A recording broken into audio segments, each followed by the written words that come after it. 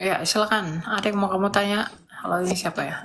Ya, ya untuk Kak Elia saya mau tanya tentang pemberkatan imam dan terhadap orang Israel itu saya sempat baca di Bilangan 6 ayat 22 sampai 27 kalau tidak salah.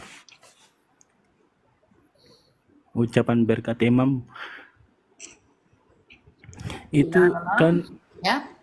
bilangan 6 ayat 22 sampai 27 Kak. Oke. Apa yang mau ditanya? Itu kan ucapan berkat imam yang saya baca situ kan untuk orang Israel. Tapi kenapa kebanyakan Tunggu dulu, dipakai musikmu untuk di belakang itu. Aduh. Musikmu di belakang, matikan dulu. Matikan. teman-teman maaf. Saya bilang ini Kak, apa itu kan ucapan berkat imam kan yang situ saya baca kan untuk orang Israel. Tapi kenapa biasa para hamba Tuhan bisa memberkati umatnya itu biasa pakai apa mengganti kalimatnya pakai untuk kita semua begitu. Coba Mungkin baca bisa dijelaskan tapi Galatia. masih bingung. Ya, coba baca Galatia 3 ayat 29. Siap siap siap. Coba baca.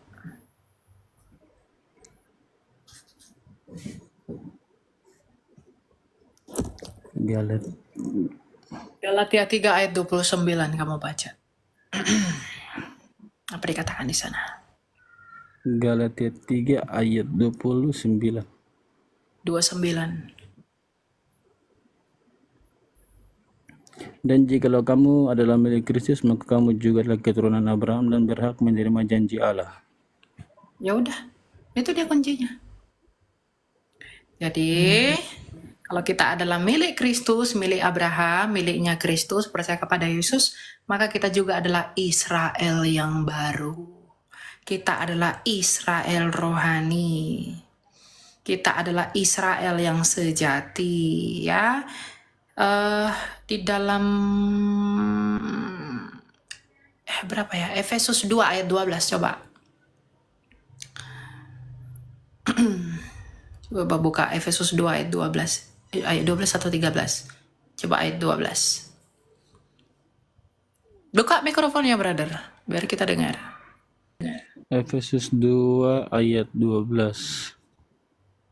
Ya, coba.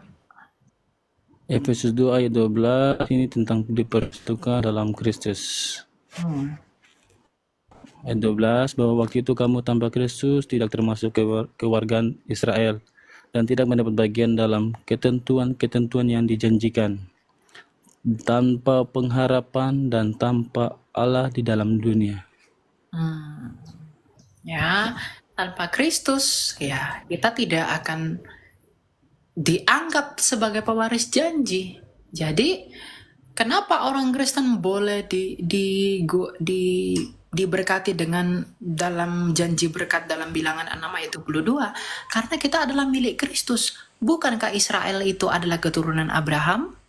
Lalu ketika kita menjadi milik Kristus lalu kita disebut sebagai keturunan Abraham, artinya apa? Kita adalah Israel yang baru. Ya, orang Kristen yang percaya kepada Yesus itu adalah bangsa Israel yang baru. Jadi kalau kita adalah Israel yang baru, maka kita berhak menerima janji berkat itu. Dan janji berkat itu apa? Yang kamu sebutkan tadi. Ya. Abi saya pernah menanyakan itu tapi dia bilang apakah Israel yang baru bisa menggantikan Israel yang lama gitu. Abi saya pernah menanyakan hal ini tapi cuma dong ada yang bahas-bahas begitu jadi. Makanya saya ingin tanya saja di kakak. Ya. Bukan masalah Israel baru, Israel lama. Sebenarnya masalah itu yang sejati atau enggak. Yang sejati itu pasti percaya kepada Yesus. Kenapa? Karena yang dijanjikan kepada Abraham itu adalah berkat. Berkat. Kan Tuhan berkata apa? Olehmu seluruh bangsa, seluruh manusia di muka bumi akan beroleh berkat. Olehmu, keturunanmu. Dan Yesus adalah keturunan Abraham. Dan olehnya seluruh dunia ini memperoleh berkat. Berkat apa? Berkat keselamatan. Nah, kalau Abraham ini yang memperanakan Israel, maka kita yang masuk kepada Kristus adalah Israel yang sejati. Gitu. Jadi bukan masalah lama sama baru, tapi yang sejati dan tidak sejati. Israel sekarang bahasa Israel sekarang itu bahasa kawi-kawi. Kalau kita yang percaya kepada Kristus itu yang sejati. Karena kepercayaan kita kepada Kristus itu mendatangkan kesetiaan itu loh. Kesetiaan apa? Kesetiaan dan konsistensi janji. Coba kepada bangsa Israel. Amin. Israel sekarang coba kamu lihat. Ya, di mana penggenapan janji Allah kepada Abraham yang oleh keturunannya itu dunia mendapat berkat? Nggak ada. Tapi kita nih, Yesus. Oleh karena Yesus yang adalah seorang Yahudi, maka seluruh dunia mendapat berkat. Apa itu? Keselamatan yang percaya kepada dia. Yohanes 3 ayat 16. Berarti itu janjinya. Ya kan? Bukan yang lain-lain gitu. Jadi ketika kamu percaya kepada Kristus, kamu adalah Israel yang sejati. Karena di dalam Kristus dan oleh karena belas kasihnya di dalam dia, kamu diperhitungkan sebagai keturunan Abraham dan menjadi pewaris janji Allah. Janji Allah itu apa? Berkat keselamatan. Itu yang dia janjikan sejak semula. Makanya dalam Kejadian itu ada proto evangelion yang adalah janji mengenai Mesias yang akan datang. Nah, itulah Yesus, keturunan Amin. perempuan ini akan meremuk, keturunan perempuan ini akan meremukkan kepalamu dan engkau akan meremukkan tumitnya. Nah, keturunan perempuan siapa? Yesus, hanya keturunan perempuan. Nah, ternyata iblis itu meremukkan tumit Yesus dengan apa? Menyalibkannya. Tetapi Yesus meremukkan kepala iblis dengan apa? Bangkit dari kematian itu. Gitu. Ya. Amin. Oke, kita lanjut ya. Terima kasih Kakak. Oke.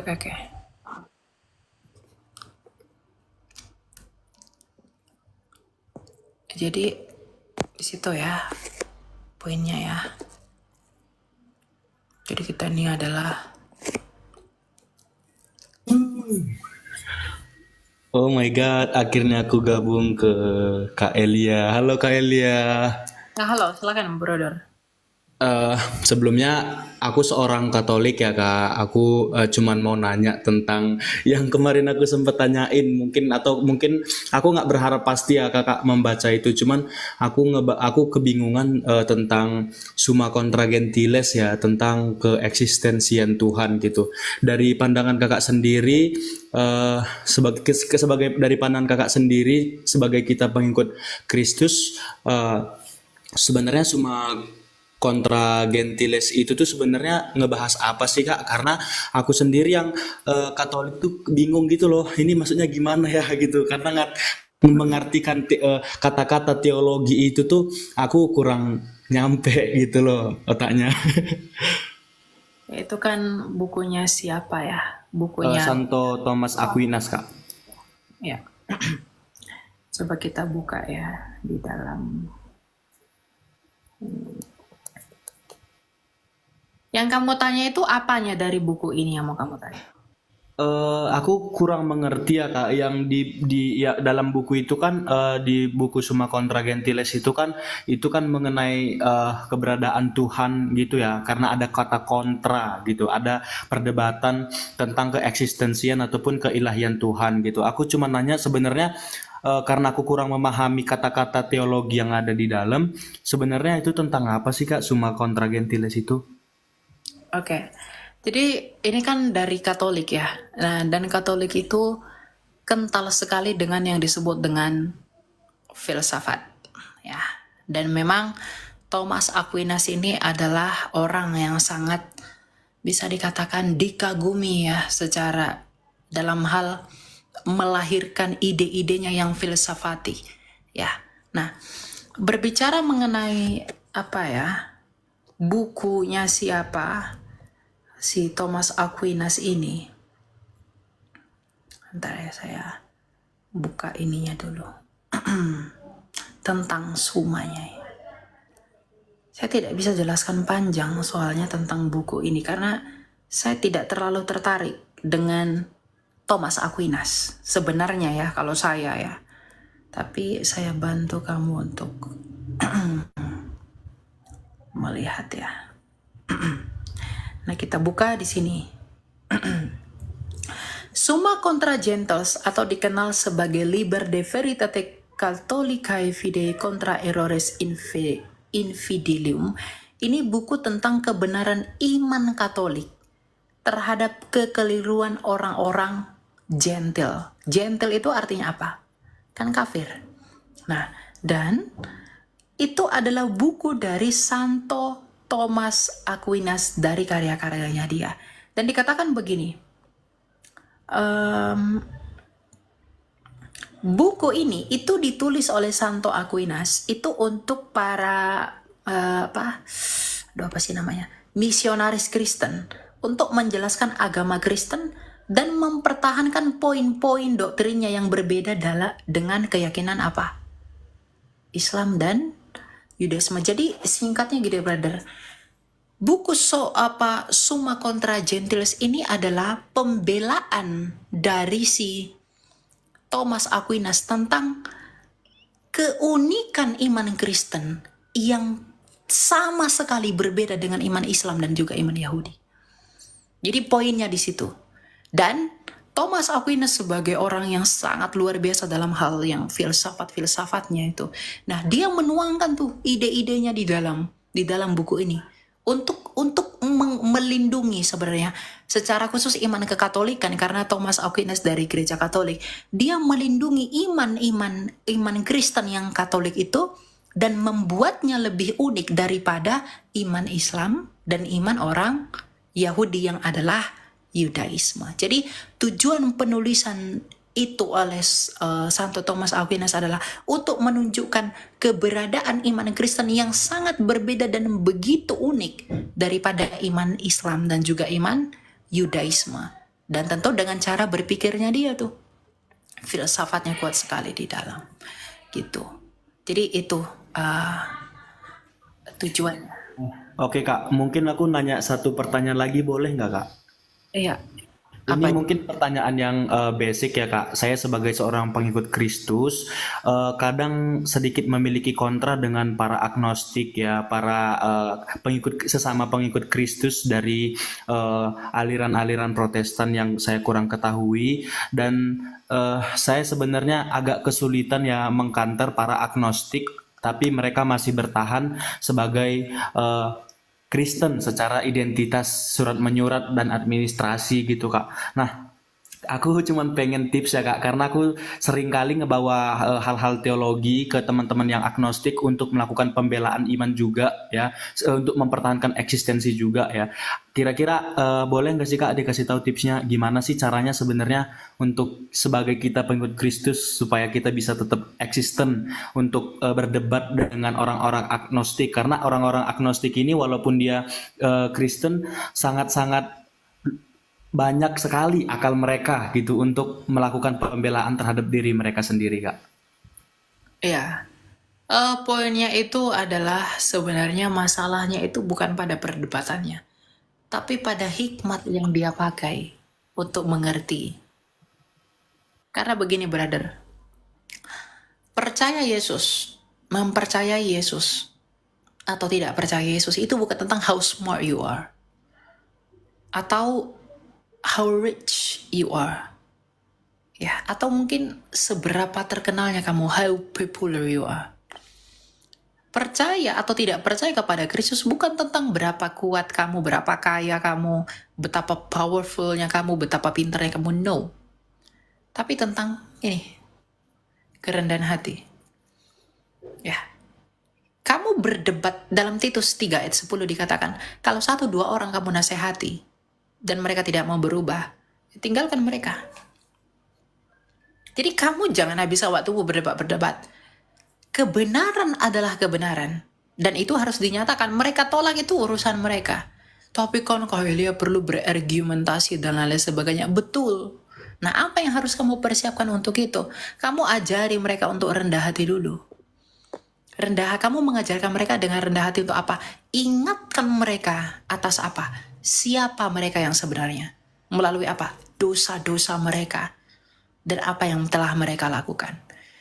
Orang-orang yang selalu menuntut perdebatan, orang-orang yang selalu berusaha ngehap lawannya, itu adalah orang-orang yang merasa bahwa dia mampu, dia tinggi dan dia bisa. Tidak orang-orang yang merendahkan dirinya. Jadi kunci kamu mengerti kerajaan Allah itu apa? Rendah hati dulu. Kalau kamu sudah rendah hati, maka hikmat itu, bukankah Tuhan mengasihani orang-orang yang rendah hati? Dan dia membenci orang-orang fasik yang meninggikan diri. Karena siapa yang merendahkan diri akan ditinggikan, siapa yang meninggikan diri itu akan direndahkan. Ya, masalah metode kamu, saya harus pakai cara berpikir apa? Kamu boleh pelajari semua filsafat deh. Nah, kalau berbicara dengan agnostik itu sebenarnya gini, banyak orang-orang menyerang iman kekristenan itu dengan filsafat-filsafat, apalagi agnostik. Tapi mereka pun keliru mendefinisikan filsafat itu apa. Filsafat itu kan sejatinya adalah ranah dunia berpikir, tempat kita berpikir, tempat kita memikirkan kenapa ya kakinya begini ya, kenapa ya dia bentuknya seperti ini. Itu dipikirkan secara filosofi, makanya filsafat itu dari kata apa? Filosofos, ya, filosofi. Jadi segala sesuatu tuh, aduh, ada filosofinya tuh, ya.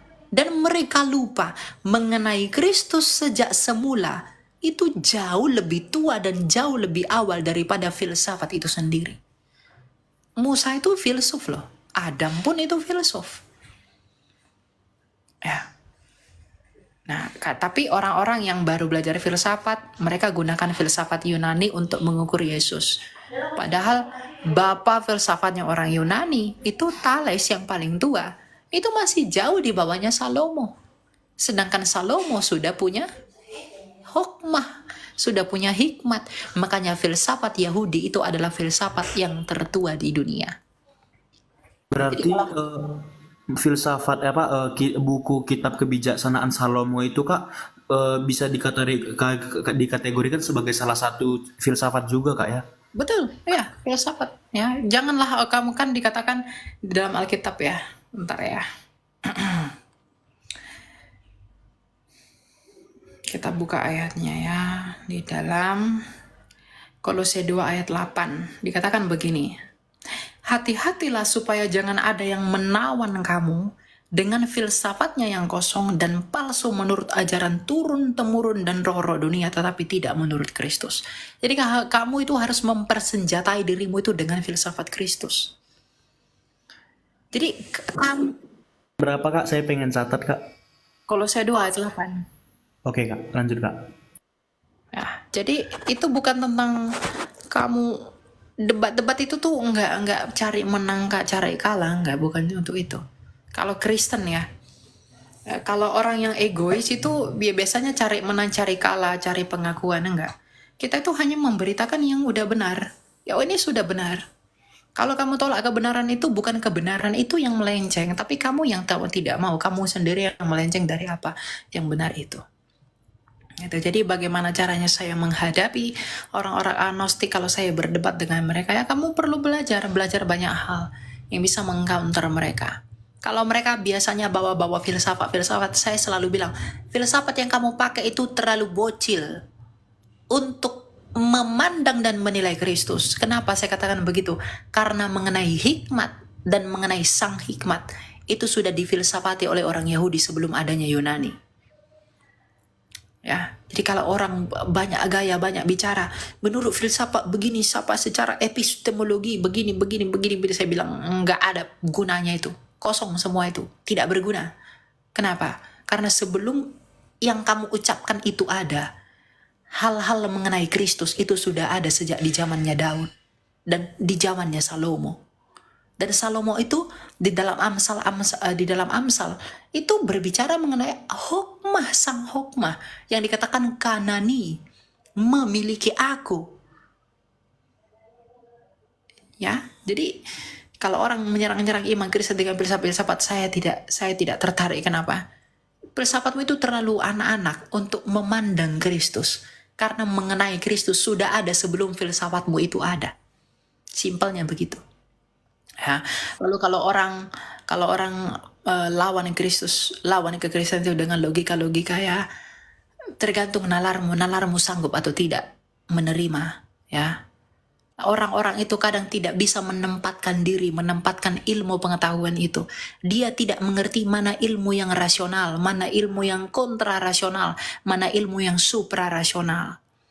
Ya. Bahkan Einstein aja yang adalah ilmuwan, itu mengakui eksistensinya Tuhan. Tapi meskipun dia tidak bisa menjelaskan definisinya secara pasti. Jadi kalau orang ngomong Tuhanmu nggak masuk logika bla bla bla bla bla bla bla, ya kamu masak Tuhan kamu rasio, kamu masak Tuhan kamu rasionalkan. Tuhan itu di atas rasio. Kalau Tuhan sampai rasional, dia bukan lagi Tuhan. Kan simpelnya begitu. Makanya definisi iman itu apa? Kamu tahu nggak definisi iman itu apa? Percaya Kak, Hmm? kepercayaan. Bukan.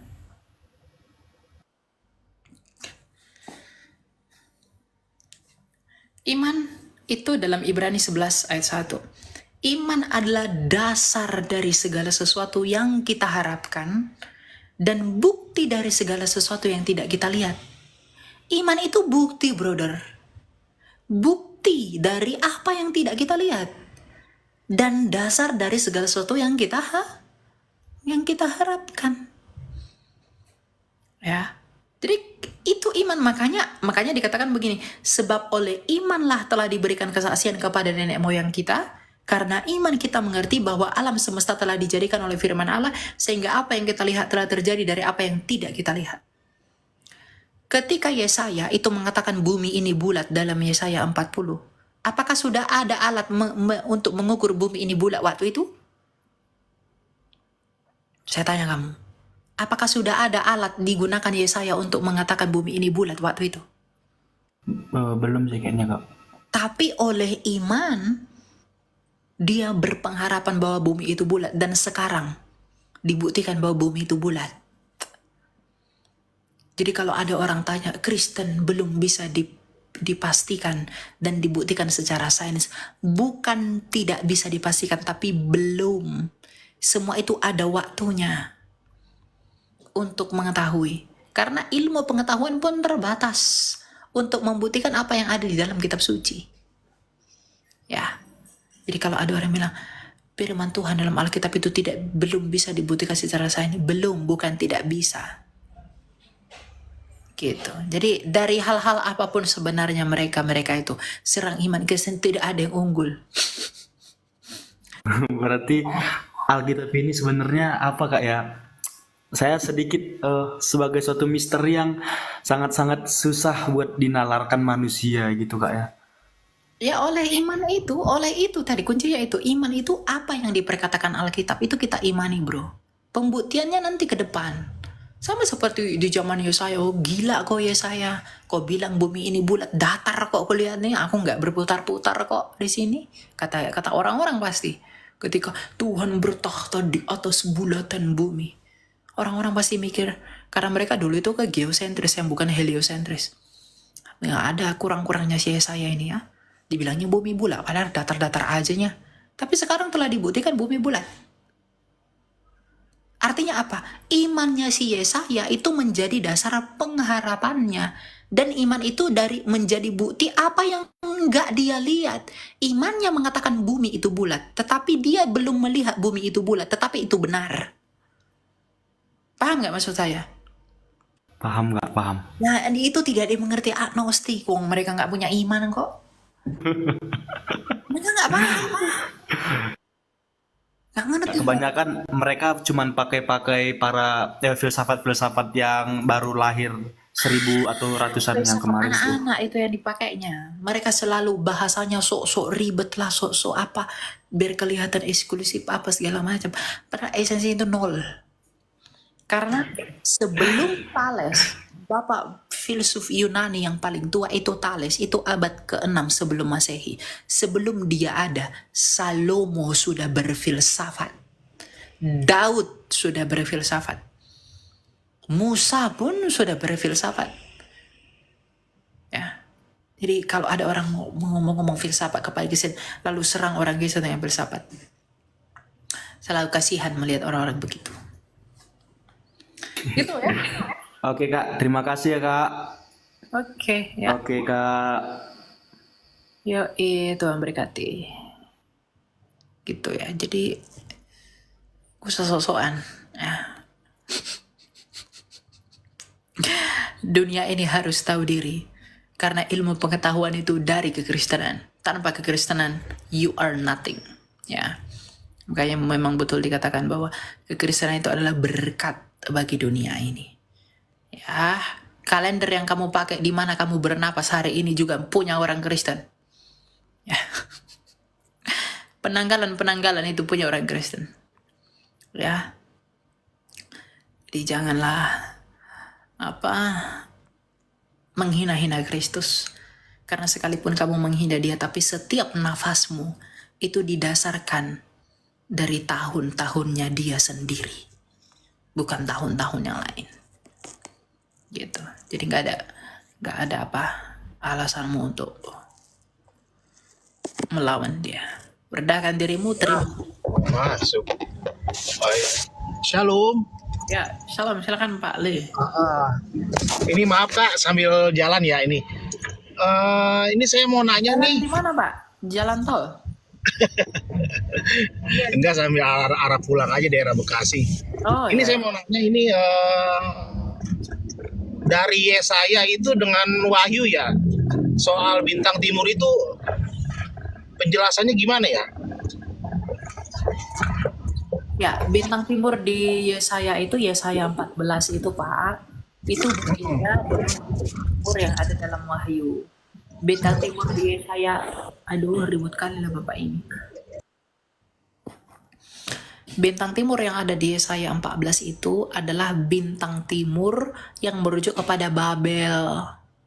Ya, Heilel bin Syahar. Dalam Yunaninya pun itu beda dengan bintang timur yang ada di Wahyu. Wahyu 22 ayat 16 itu loh. Bentar ya. Bahasa Yunaninya. Bentar ya. Jadi bintang timur itu, dan yang bilang bintang timur itu Lucifer lah apa segala macem tuh, Lucifer itu kan nggak ada dalam Alkitab.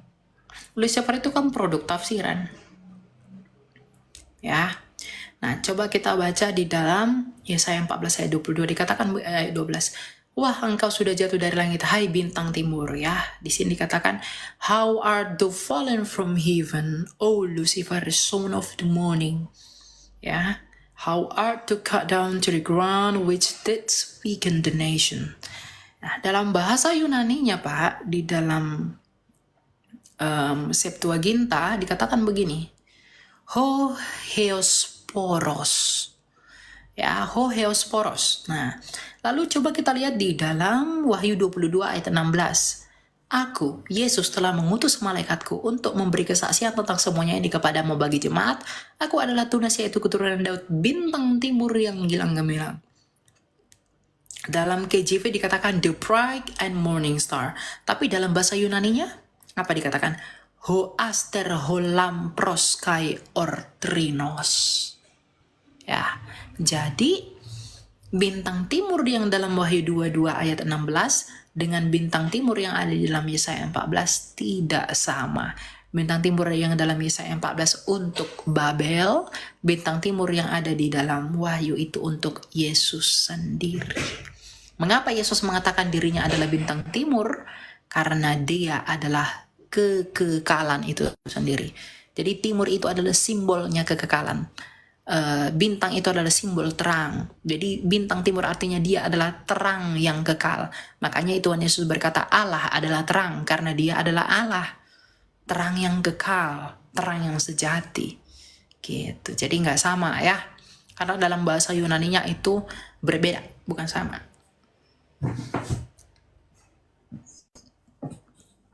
Gitu Pak Li ya.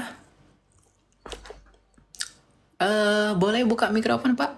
Sudah ini soalnya.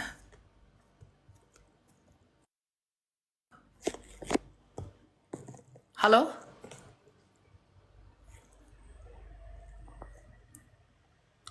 Oke, iya, udah jelas ya. Ya gitu ya. Enggak, maksud saya kan hampir 70% ya bintang timur yang dijelaskan Kak Elia ini kayaknya masih kurang paham ya. Ya Bapak paham atau enggak? Kalau Bapak nggak paham bilang biar saya jelaskan.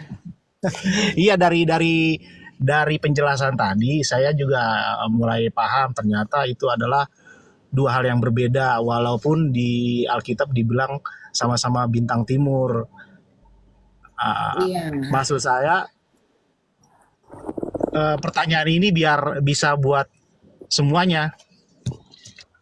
Ya mereka udah ngerti itu Pak. Pokoknya Bapak ngerti dulu aja itu aja. Kalau udah Oh, ngerti. oke.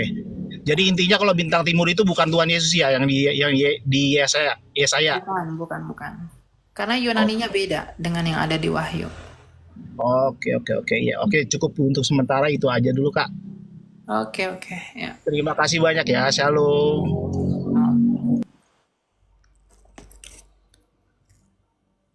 Ya, jadi beda tuh ya bintang timur.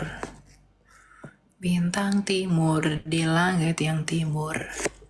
Dari barat kita memanggil namanya Kristus Raja.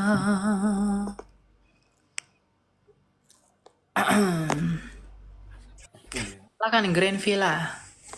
Iya, salam kakak. Ya, salam Pak.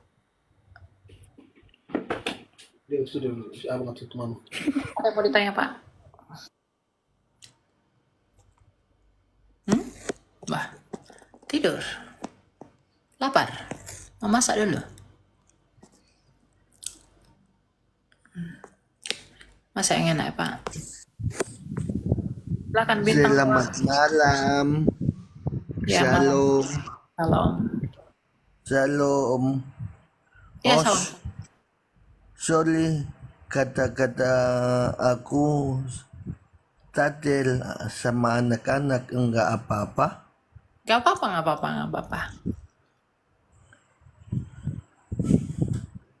Os perlu kita, aku boleh sana enggak? Boleh. Tuhan Yesus mati itu untuk apa? Selain tebus manusia. Ya. Kenapa Tuhan Yesus mati Pak? Itu untuk mengalahkan kematian itu. Kan Tuhan Yesus berkata begini, Akulah kebangkitan dan hidup. Nah Tuhan Yesus itu mau membuktikan ucapannya bahwa dia adalah kebangkitan dan hidup dengan mati. Karena kalau dia nggak mati, bagaimana mungkin ia membuktikan bahwa dia adalah kebangkitan dan hidup? Jadi kenapa dia harus mati? Untuk membuktikan bahwa dialah kebangkitan dan hidup itu, dan dengan demikian dia dapat mengalahkan kuasa maut dan kuasa kematian itu. Gitu.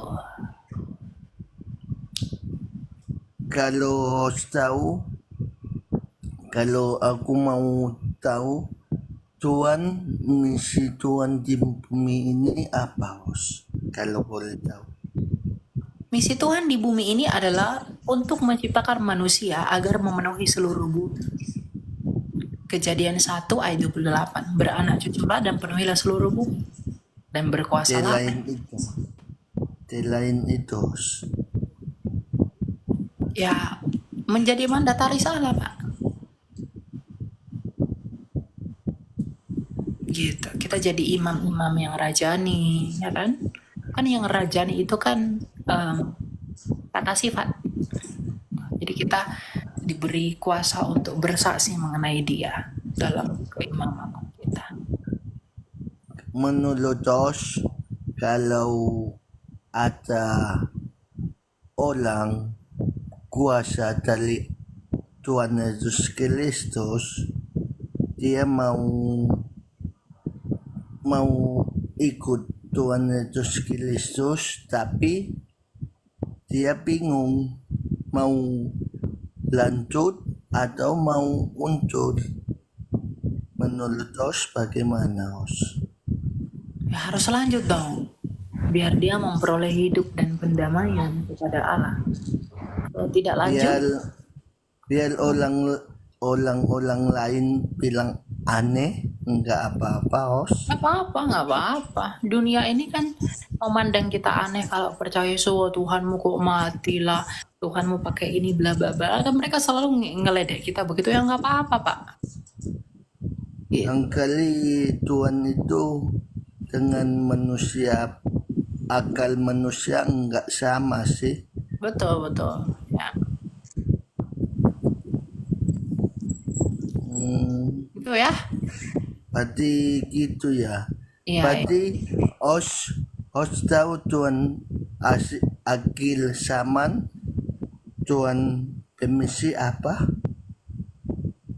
Bagaimana Pak? Hasil akil zaman Tuhan Iya. Yesus Kristus misinya apa, Os? Ya, untuk membawa orang-orang yang percaya kepada Dia ke langit bumi baru. Pemulihan segala sesuatu. Wahyu 22. Tujuannya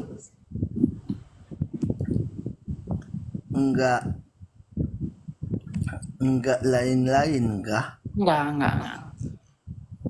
Tujuan Tuhan itu mengembalikan manusia kepada tujuan yang semula. Tujuan yang semula adalah untuk langit dan bumi yang baru nanti. Gitu. Jadi pemulihan segala sesuatu menjadi seperti apa yang direncanakan sejak semula. Itu ya. Langit yang bumi baru di mana? Kalau bisa tahu Nanti kita belum tahu. nanti. Iya. Os percaya kuasa Tuhan, kuasa Roh Kudus, karunia. Os tahu? Iya, tahu. Percaya itu, Os? Ya, betul. Os kalau boleh, Os minta Os nomor atau kita mau batalita langsung, bisa nggak? Boleh Bapak DM saya aja dulu dari TikTok. Nanti saya bantu ya. TM nomor kah atau TM? DM aja dulu sama saya dulu di TikTok. Nanti saya buka. Nanti namanya siapa? Bintang doa. Gitu ya.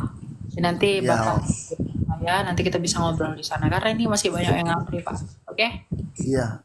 Mohon maaf, aku bingung masalahnya. Aku mau maju atau enggak? Enggak mungkin ngomong di sini. Iya. Kata-kataku ini sama anak-anak itu aku enggak yakin aku diri aku sendiri gitu. Iya. Nanti kita ini kok bantu ya Pak ya. Ya, kasih Yos. Selamat malam, salam. Kalau saya follow Bapak dulu deh. Nanti saya bisa lihat ya. Oke, udah. Ya. Kasih. Silakan pejuang. Halo. Pejuang sukses. Ada nggak ini? Buka mikrofon, Pak. Halo, selamat malam. Iya, malam, Pak. Silakan. Saya mau nanya nih, Elia, hal apa sih yang membuat murid Yesus hanya Yohanes yang berani pada saat Tuhan Yesus itu disalibkan dan yang lainnya pada pergi jauh gitu menyaksikannya. Hal apa yang membuat Yohanes seperti itu? Saya pengen tahu aja. Ya. Alkitab tidak mencatat hal apa yang membuat Yohanes begitu, tetapi kan Yohanes itu kan murid yang paling dikasihi Tuhan Yesus dalam pengertian apa? Dia dekat bersama Bunda Maria. Kan soko guru itu ada 3. Ada Yakobus, ada Petrus, ada Yohanes. Nah sebenarnya kita tidak bisa mengatakan bahwa para murid tidak ada di dalam peristiwa penyaliban itu. Mereka ada di sana, cuma Alkitab tidak mencatat di mana posisi mereka masing-masing. Jadi bukan masalah karena hanya karena gini, Matius, Markus,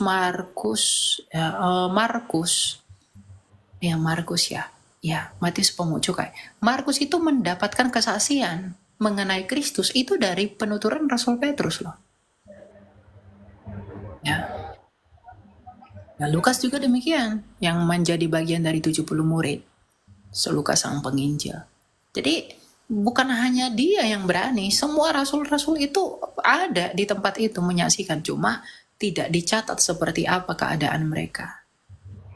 Kebetulan Yohanes paling dekat dengan Tuhan Yesus dan saat itu juga Yohanes paling dekat mendampingi Bunda Maria, ya maka Injil Sinoptik mencatat itu. Ya, kalau masalah kenapa ya seakan-akan Yohanes lebih spesial, enggak begitu. Oh, Karena semua murid itu punya iman yang sama. tapi memang Rasul Yohanes sendiri yang pada akhirnya masa hidupnya yang memang meninggal dengan lebih baik begitu ya ini. Karena memang dia dipersiapkan untuk itu, Pak. Kan Rasul Yohanes dipersiapkan agar dia mendapatkan penglihatan di Pulau Patmos. Karena kan dia pernah mau dibunuh, digoreng ya. Lalu enggak mati dari minyak panas, dibuang ke Pulau Patmos ke pengasingan. Di sana dia Tuhan berikan penglihatan. Oke. Jadi semuanya itu makanya saya katakan begini.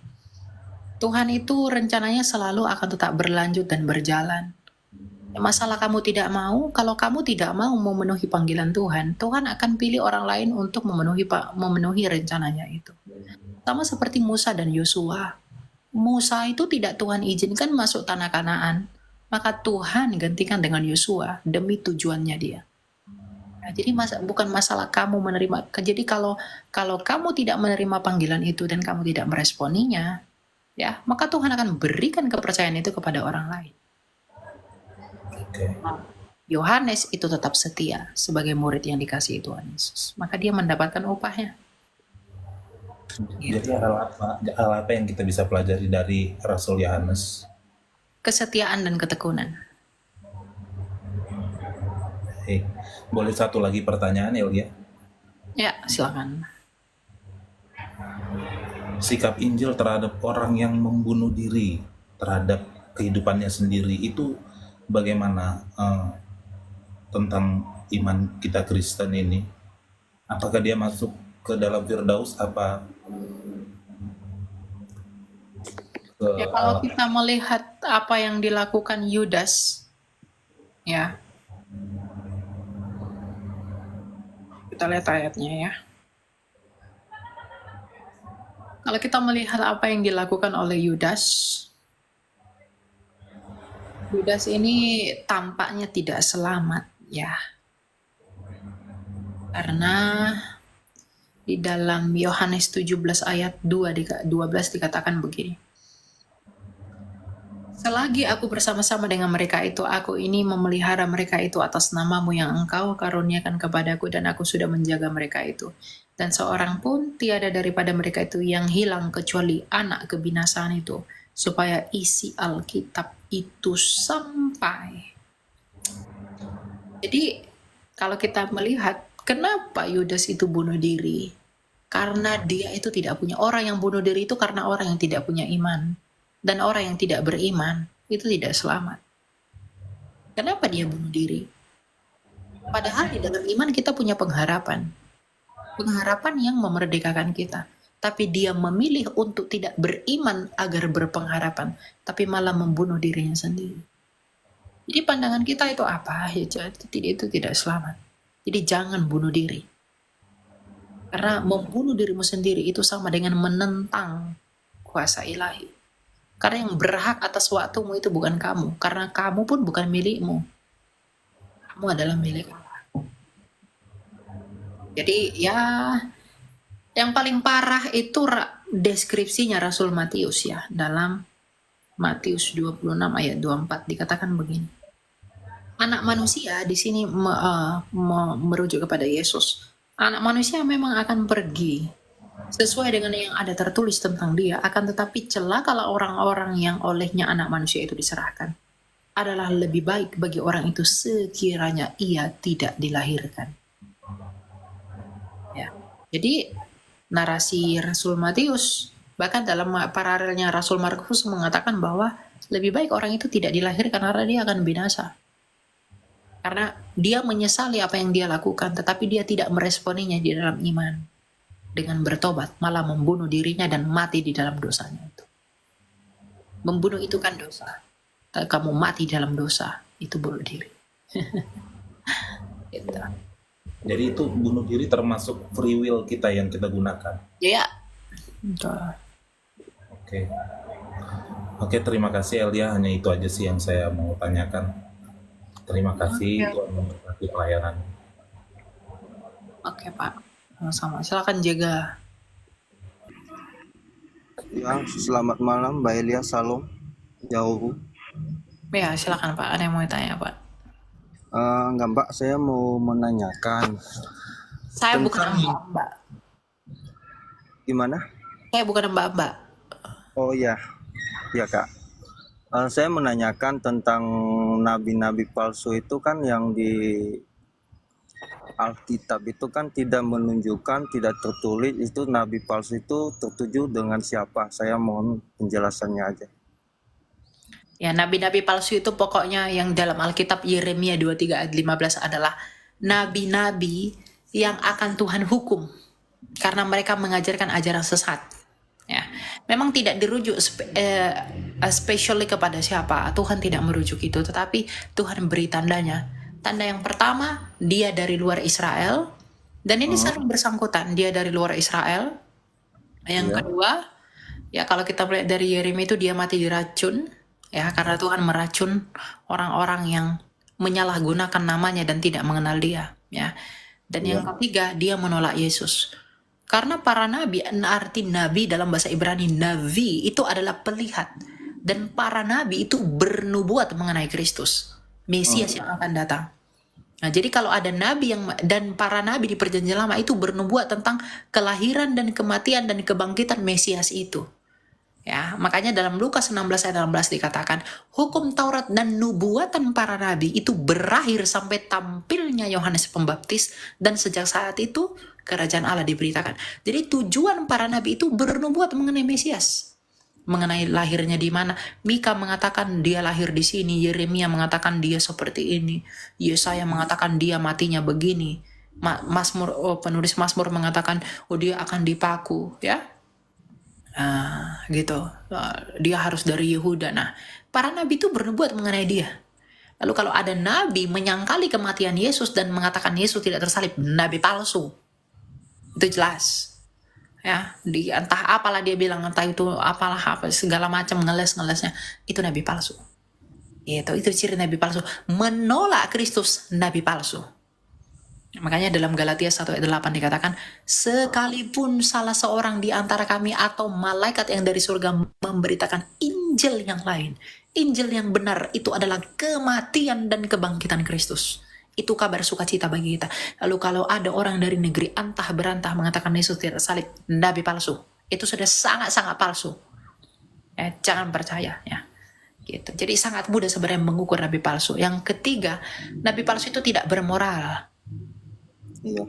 Ya, dia akan melakukan perbuatan-perbuatan yang gak benar, yang melawan ketentuan Allahnya Abraham, Ishak dan Yakub.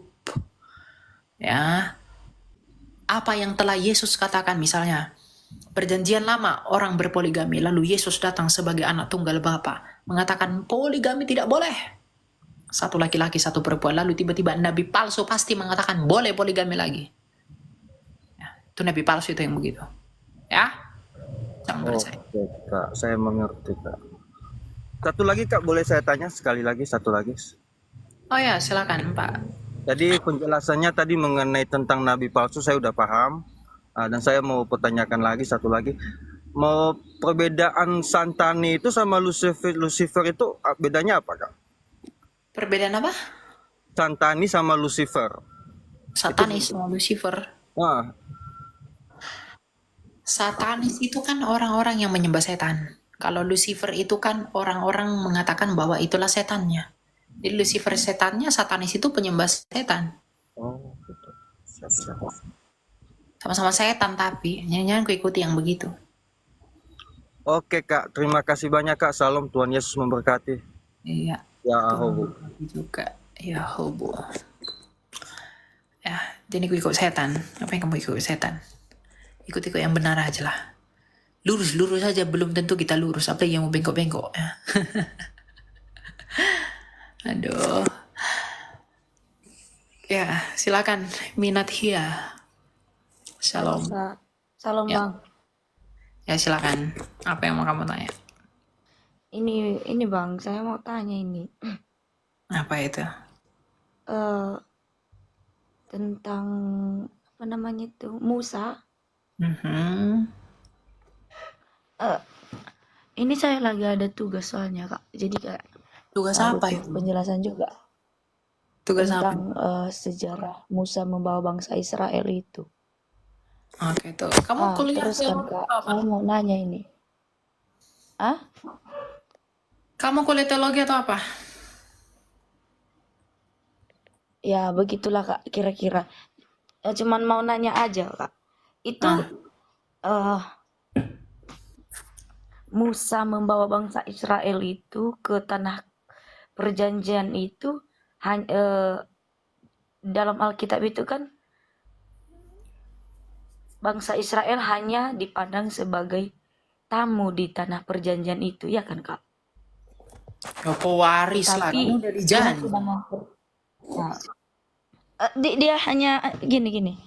Dia hanya sebagai apa namanya itu? Bentar biar aku tengok dulu ayatnya. Jadi sampai Keluar dari aplikasi kamu, suaramu tidak saya dengar. Aduh, lupa aku minum apaku ini, minyak ikanku ini. Nantilah. Saya nggak dengar suaramu ya. Kamu ngomong saya nggak dengar karena kamu keluar dari aplikasi. Berapa lama lagi kah saya harus menunggu?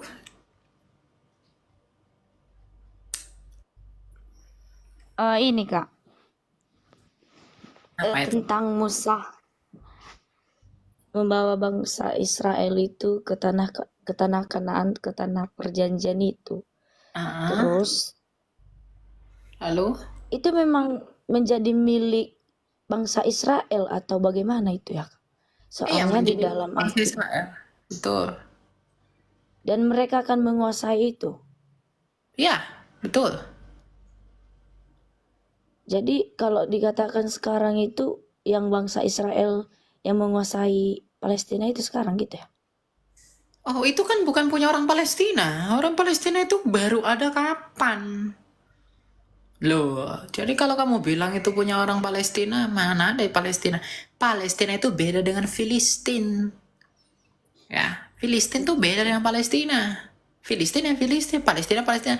Orang Filistin itu sudah dikalahkan bangsa Israel, diusir ke utara. Orang Palestina sekarang udah sama. Orang Palestina sekarang orang Arab kok, orang-orang Alexandria.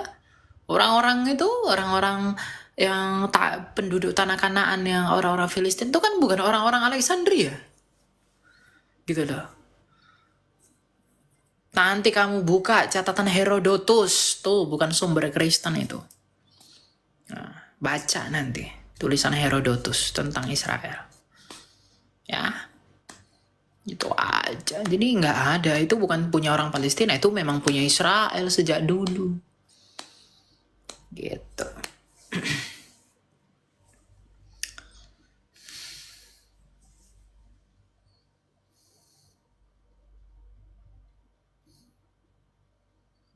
Gitu ya.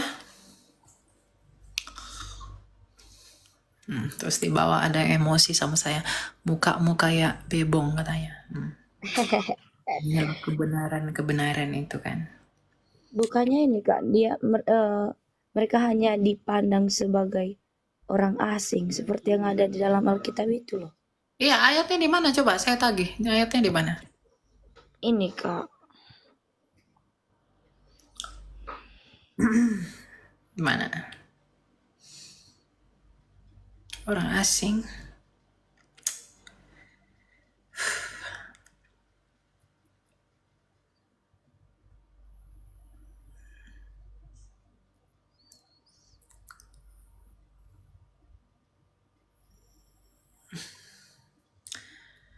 Karena tanah itu secara sah dimiliki bangsa Israel karena mereka menang dalam berperang.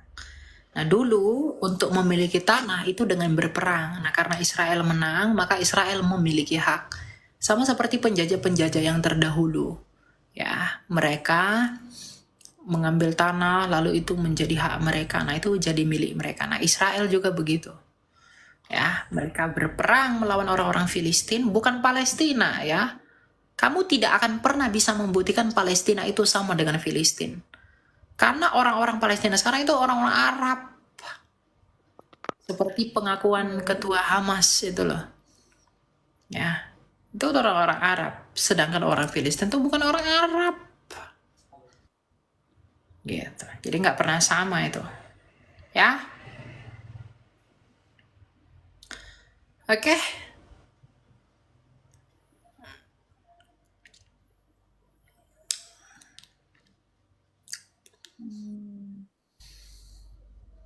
Oh berarti memang pas lah yang ada di Alkitab itu ya. Apanya yang pas? Walaupun mereka hanya dipandang sebagai orang asing, tetapi mereka juga udah merdeka gitu ya, udah dimerdekakan. Ya, itu memang milik mereka, diberikan kepada mereka. Tuhan memberikan itu ya kepada mereka. Makanya Tuhan menolong bangsa Israel berperang melawan orang-orang di sana untuk mengambil tanah itu menjadi milik mereka. Kan gitu. Karena memang dari dulu kan Tuhan pemilik bumi ini, ya dia berhak dong membagi tanah siapa ke siapa. Ya dia memberikan sesuai janjinya kepada Abraham, dia berikan itu kepada kepada keturunan Abraham. Gitu. Gitu ya. Oke, makasih ya Kak. Oke, ya. Ya, jadi itu memang tanahnya Israel ya. Milik mereka.